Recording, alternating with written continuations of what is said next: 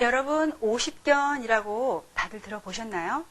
오십견 하면 떠오르는 이미지가 어깨가 상당히 아파서 옷을 입을 때나 아니면 어떤 활동을 할 때 굉장히 통증이 많이 오고 또 잘 낫지도 않고 아무튼 이런 골치 아픈 그런 어깨 질환을 떠올리게 마련입니다.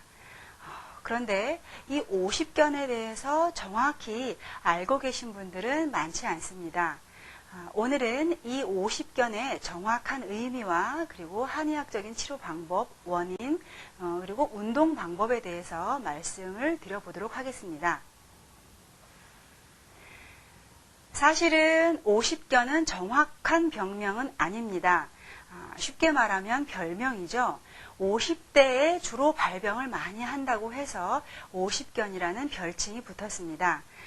그러니까 주로 50대에 많이 발생한다는 거지 꼭 50대에만 오는 건 아니고요. 최근에는 30, 40대 그리고 또 60, 70에도 볼 수 있는 게 오십견입니다. 이 오십견의 정확한 병명은 유착성 관절 낭염입니다. 결과적으로는 우리가 어깨 관절이 이렇게 움직이게 되죠. 그래서 이 볼과 소켓 같은 그런 구조를 가지고 있는데 이게 어떠한 이유에서건 붙어서 유착되어서 잘 돌아가지 않는 경우, 이런 경우를 우리가 오십견, 즉 유착성 관절 낭염이라고 합니다. 이 유착성 관절 낭염은 특별한 외상이 없이 어깨가 아프고 어깨에 염증을 수반하는 그런 질환입니다.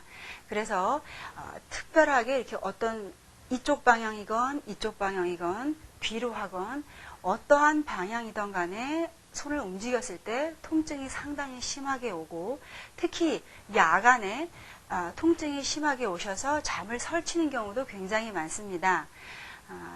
이 유착성 관절 낭염은 흔히 말하는 근육 파열 혹은 회전근개 파열, 즉 어깨를 싸고 있는 어떤 힘줄이 파열된 것과 약간 이렇게 헷갈리기 쉬운데요. 구별 방법이 있습니다. 물론 엑스레이나 MRI 이런 정밀 촬영을 하면 굉장히 빠르시겠지만 우리가 일상생활에서 쉽게 구별할 수 있는 방법은 오십견은 어떠한 방향이건 간에 들어 올리기가 상당히 어려우시고요. 특히 뒤로 했을 때가 가장 어렵습니다. 대신 회전근개 파열이라든지 근육 파열일 경우에는 뒤로 하는 거는 오히려 좀 괜찮으신 편이고요. 주로 옆으로 하는 거, 특히 팔을 올리거나 이렇게 했을 때 한 90도 이상으로 올렸을 때가 통증이 가장 심하고 그 이상으로 이렇게 올라가면 또 올릴 수는 있습니다. 그런데 오십견은 끝까지 잘 못 올리시죠. 이렇게 좀 구별을 하실 수가 있는데 이 오십견은 초기와 중기 그리고 말기로 증상이 나누어집니다. 초기에는 증상이 통증이 엄청 심해서 어떠한 활동을 해도 무척 아프고 특히 야간에 통증을 심하게 일으키시고요. 이것이 한 중반기로 넘어가시면 이제 어떤 무거운 거를 들기도 굉장히 어려우시고 야간의 통증은 약간 소실이 되지만 운동 범위가 더 안 좋아지셔서 팔이 굳어버리는 그런 결과가 오시고요. 세 번째로 이제 조금씩 풀리기 시작하시면 점차로 운동 범위가 나아지는 그렇게 한 3단계로 나눠 볼 수가 있습니다. 이게 짧으면 뭐 한 6개월, 1년 요 사이에 어떤 결과를 가지는 경우가 있으시고요. 길게는 4년 또는 6년 이렇게 아주 오래 가시는 경우도 있습니다. 그렇다고 하면 이 오십견은 왜 올까요? 흔히 말하면 우리가 한의학적으로 봤을 때는 때가 끼었다. 아주 쉽게 이야기하면 그렇게 비유할 수가 있죠. 잘 소통이 되지 않는다. 이런 원인으로서는 흔히 말하는 어혈, 주근피라든지 아니면 차갑고 습한 한습한 기운 그리고 어떤 불필요한 물질이 모이는 담음 이렇게 구별되기도 하는데요. 저희가 요즘 임상에서 많이 보았을 때는 팔을 굳이 쓰지 않으셔도 앞서 말씀드린 어혈이나 한습이나 담음 같은 경우에는 오히려 팔을 많이 쓰시는 분이 오시는 경우가 있고요. 팔을 거의 무리한 운동을 하지 않으시는데 오십견이 오는 경우가 최근에 굉장히 많이 보여지고 있습니다. 그 경우에는 신경을 바짝 쓰시는 분들이 여기 심장과 폐에 열이 상당히 몰려서 그것이 근막을 잡아 당기면서 오십견이 오는 경우가 많고요. 이런 경우에는 심장질환하고도 연관이 됩니다. 그래서 우리가 오십견이 항상 이 근육과 어깨, 골, 뼈 이런 거로만 온다라고 생각하시는 거는 제가 보기에는 아닌 것 같습니다. 최근에는 오히려 이런 근골격계 질환보다는 내과적인 스트레스로 인한 오십견이 굉장히 많습니다. 그 경우에는 내부적인 스트레스를 이제 열을 내려주고 빼주고 이런 치료가 굉장히 또 중요하시고요. 만약에 국소적인 어혈이 심하다고 하시는 분은 가장 빠른 게 일단 봉침이죠. 벌침. 벌침은 어혈을 굉장히 빠르게 풀어줄 수가 있습니다. 그래서 기본적으로 만약에 어혈이다, 한습이다, 담음이다 한다고 하면 국소의 어혈을 빨리 풀어줄 수 있는 그런 침과 또 봉침, 일반 침, 뜸 이런 게 필요하실 수가 있고요. 그 다음에 스트레스로 인한 열이 심하게 돼서 오신 경우에는 당연히 이쪽 심폐의 열을 잡아주는 한약을 써서 그리고 또 침을 함께 병행을 하신다고 하면 오십견이 그래도 굉장히 빠르게 좋아지실 수가 있습니다.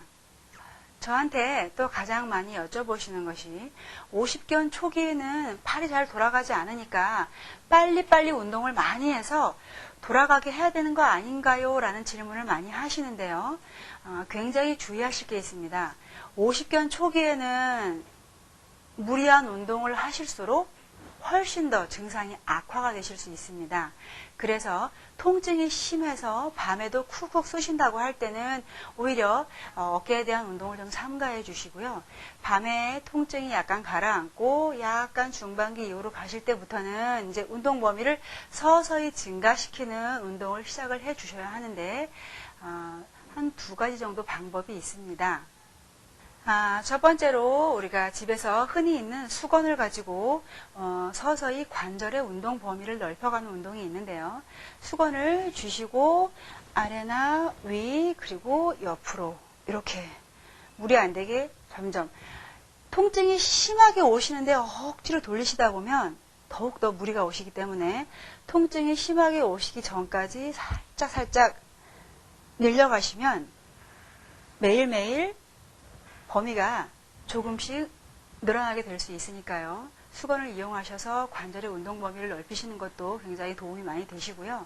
그 다음에는 그냥 통증이 오실 때 팔을 이렇게 돌리거나 이렇게 하시는 거는 사실 큰 도움이 되질 않습니다. 항상 지지를 하고 벽이나 문이나 손을 딱 대고 내 몸을 이렇게 늘려주시는 방향으로 하시는 게 굉장히 도움이 많이 됩니다.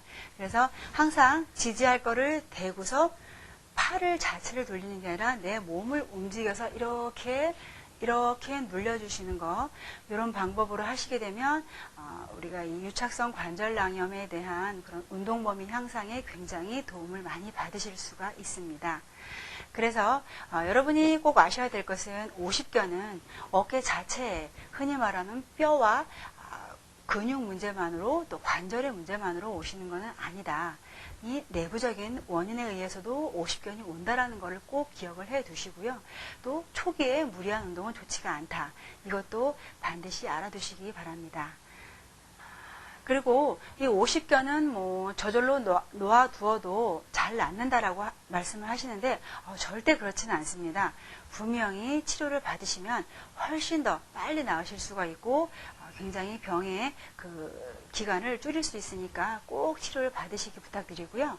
다음 시간에는 최근에 굉장히 많이 환자가 폭발적으로 늘은 안구 건조증에 대해서 말씀을 드려보도록 하겠습니다.